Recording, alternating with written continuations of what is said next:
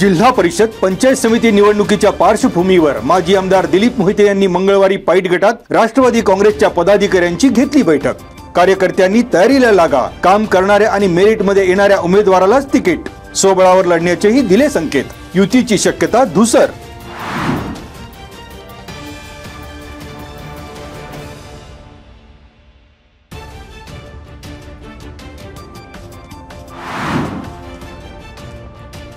राजगुरुनगर नगर परिषदेसमोरील रस्त्यावर दारू पिऊन धिंगाणा करणाऱ्या दोघांवर खेड पोलिसांची कारवाई। दारू पिऊन गोंधळ घालत सार्वजनिक शांततेचा भंग केला म्हणून राहुल हरिनंदन रॉय वय वर्ष 28, पंकज अरुण पारखी वय वर्ष 35 यांच्यावर पोलीस कारवाईचा दंडुका।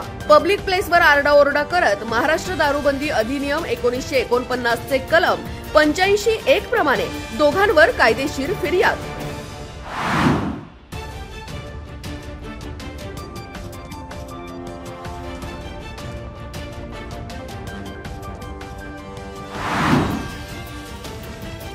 राजगुरुनगर एसटी स्थानकात ज्येष्ठ महिलेच्या पिशवीतून चोरट्याने सोन्या चांदीचे दागिने असा 1.25 लाखांचा ऐवज केला लंपास।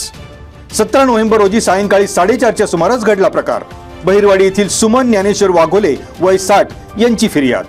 चोरट्याने 1.5 तोळ्याचे सोन्याचे मणिमंगळसूत्र, 1 तोळ्याच्या 2 चांदीच्या मासोळ्या असे 1,28,000 रुपयांचे दागिने पळविले।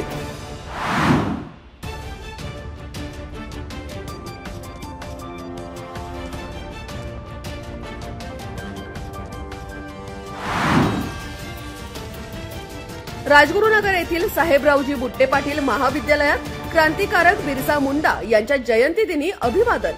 खेड तालुका शिक्षण प्रसारक मंडळाच्या साहेबरावजी बुट्टे पाटील महाविद्यालयात विद्यार्थी विकास मंडळाच्या वतीने आदिवासी गौरव दिन उत्साहात। प्राध्यापक शशिकांत बुरुड यांनी केले मार्गदर्शन। यावेळी प्राचार्य डॉक्टर H.M. जरे, ज्येष्ठ साहित्यिक साईनाथ पाचारणे, प्राध्यापक डॉक्टर S.M. जगताप, वाणिज्य विभाग प्रमुख डॉक्टर तुषार वेहळे, सूक्ष्म जीवशास्त्र विभाग प्रमुख प्राध्यापिका आरती इंदाईस, विद्यार्थी कल्याण अधिकारी कोमल मांडगे, प्राध्यापक जी आहेरकर यांच्यासह शिक्षक, शिक्षकेतर कर्मचारी आणि विद्यार्थी उपस्थित।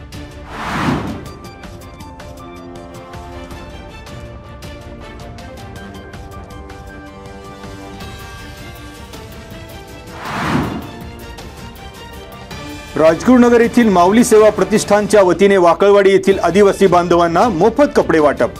ठाकर वस्तीमधील 40हून अधिक कुटुंबांना 25 पोती जुने वापरण्यायोग्य कपडे। माऊली सेवा प्रतिष्ठानचे अध्यक्ष कैलास दुधाळे, वासुदेव गोपाळे, बाबाजी कातोरे, सविता लोंढे, नवनाथ बांगर, योगेश पवळे आणि सर्जेराव पिंगळे यांनी या समाजसेवी उपक्रमाचे केले नियोजन।